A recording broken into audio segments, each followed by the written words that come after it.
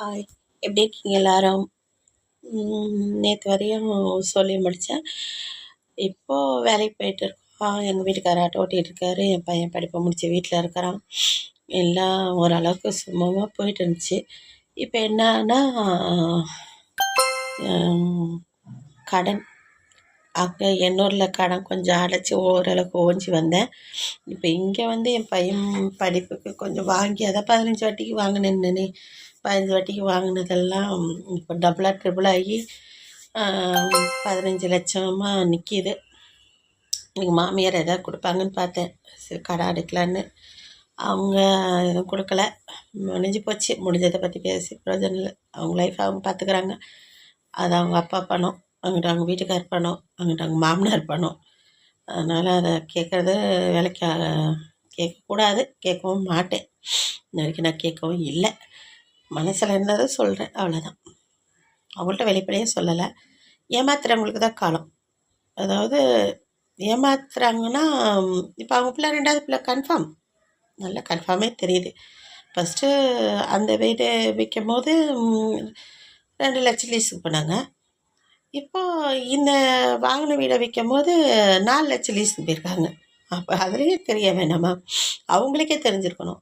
சரி, ஏமாத்துறவங்களுக்கு கூட வச்சுக்கிட்டு இருந்தால் ஏமாந்துதான். இப்போ அதாவது காலம் எப்படின்னா, ஏமாறுறவங்க இருக்கிற வரையும் ஏமாத்துறவங்க இருந்துக்கிட்டே தான் இருப்பாங்க.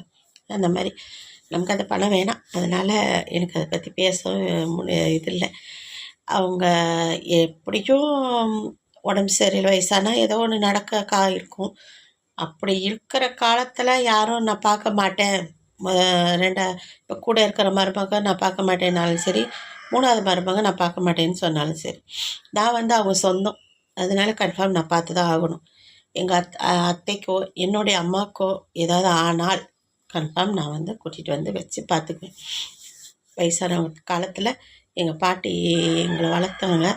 அவங்க எப்படி இருந்தாங்க, ஆனால் வளர்த்தவங்கன்னு சொல்ல முடியாது, சிங்கப்பெண். அதாவது ஜெயலலிதா மாதிரி சிங்கப்பெண் சொல்லலாம். ஆண்கள் துணை இல்லாமல் 5 பிள்ளைங்களை அவங்க வளர்த்து படிக்க வச்சு கல்யாணமும் கட்டி கொடுத்து அந்த பிள்ளைங்களுக்காக வீட்டை இடத்த பிடிச்சி வச்சு அவங்கள மாதிரி யாருமே முடியாது.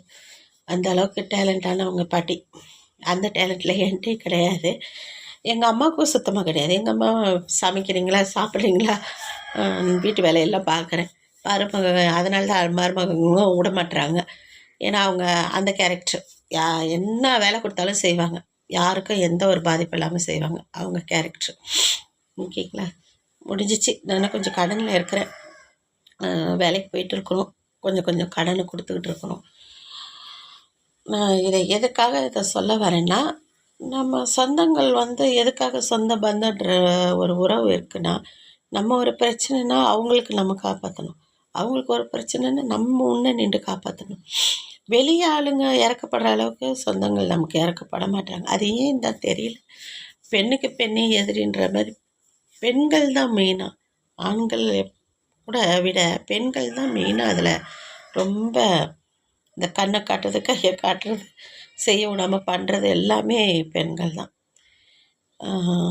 இன்றைக்கி நிலமை போய்கிட்டு இருக்குது. இதில் வேறு நான் கடன் ஆனம் பாருங்கள்.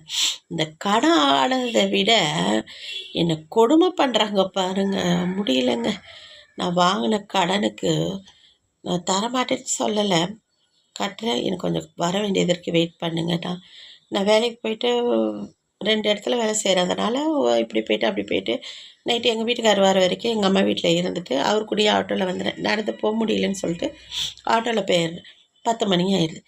காலையில் கொஞ்சம் 6 மணிக்கு எழுந்திரிச்சு வேலைக்கு போகிறதுனால இப்போ அந்த கடனுக்காக நான் ஓடி போய் ஒளிஞ்சிக்கிட்டு இருக்கேன். ஒளிகிறவ எதுக்கு அதே வீட்டுக்கு வந்து உட்காந்துருப்பா? பின்னாடி பேசுகிறாங்க பாருங்க. ஒருத்தர் சரிஞ்சிட்டோன்னு வச்சுக்கோங்களேன், அவ்வளோ இதாக பேசுகிறாங்க. அது ஏன்னு தெரியல. அவங்க சரிஞ்சிட்டாங்கன்னா அவங்களுக்கு கை கொடுக்க வேணாம், ஆறுதல் சொல்லலாம். ஏம்மா பார்த்து செய்யக்கூடாதா, நல்லபடியாக இது பண்ணணும், இவ்வளோ ஆகுச்சே, இப்படி எப்படி கட்டுவேன், கொஞ்சம் செய்ய இது இரு அப்படி. கடன் கொடுத்தவங்க கூட அமைதியாக இருக்கிறாங்க. அந்த கடன் கொடுத்தவங்க நோண்டி விடுதுங்க பாருங்க. அப்பா முடியலைங்க. எனக்கு ஒருத்திக்கிட்ட கடன் வாங்கினேன், பொறுமையாக இருந்துச்சு அந்த பொண்ணு. ஒருத்தி நோண்டி விட்டா பாருங்க, அவள் பேர் கூட ஏதோ மஞ்சளாவாம். நோண்டி விட்டு அந்த பொண்ணு என்ன பண்ணிட்டா, ஸ்டேஷன் வரையும் அப்புறம் நான் போய் ஸ்டேஷனில் கம்ப்ளைண்ட் நானும் போயிட்டேன் கூட. நீ போய் ஸ்டேஷனில் கூட நானே வரேன். அப்புறம் நான் போய் சொன்னேன், எனக்கு இந்த மாதிரி பணம் வரணும் சார், எனக்கு 3 மாதம் டைம் கொடுங்க. ஓகே, டைம் வாங்கிட்டு வந்துட்டேன். முடிஞ்சு போச்சா? ஊரை விட்டு போகலை, அதே இடத்துல தான் இருக்கேன், அங்கேயே வேலை பார்க்குறேன், என் பிள்ளை இருக்கா, என் வீட்டுக்கார இருக்கார், நானும் இருக்கேன், எல்லாருமே இருக்கோம். நான் நோண்டி விட்டுட்டு ஆனால் அவள் அங்கே வரல, ஸ்டேஷனுக்கு வரல. பயம். நோண்டி விட்டுட்டோம், இப்போ நம்ம மேலே ஏதாவது கம்ப்ளைண்ட் கொடுத்துருவாங்களே. நான் அதான் கேட்டேன், ஏன்டி உன்னை நோண்டி விட்டால அவளை கூட்டிகிட்டு வர வேண்டியதானடி, என் ஃப்ரெண்டு தான் அவள், நல்லா பழகின பொண்ணு. நோண்டி விட்டவ வரவே இல்லை.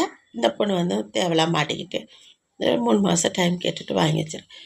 அதே மாதிரி நான் வேலைக்கு போய்ட்டு குசு குசு குசுன்னு அந்த தெருக்குள்ளே நுழையும் போதே அப்படியே ஒரு மாதிரி பார்வை, ஒரு இது இலக்காரம். நான் பணம் இருந்தால் தாங்க மதிப்பு, பணம் இல்லைன்னு நினச்சிக்கோங்களேன், நம்ம கேவலமான ஜென்மமாக பிறந்திருக்கோன்னு அர்த்தம் அதில்.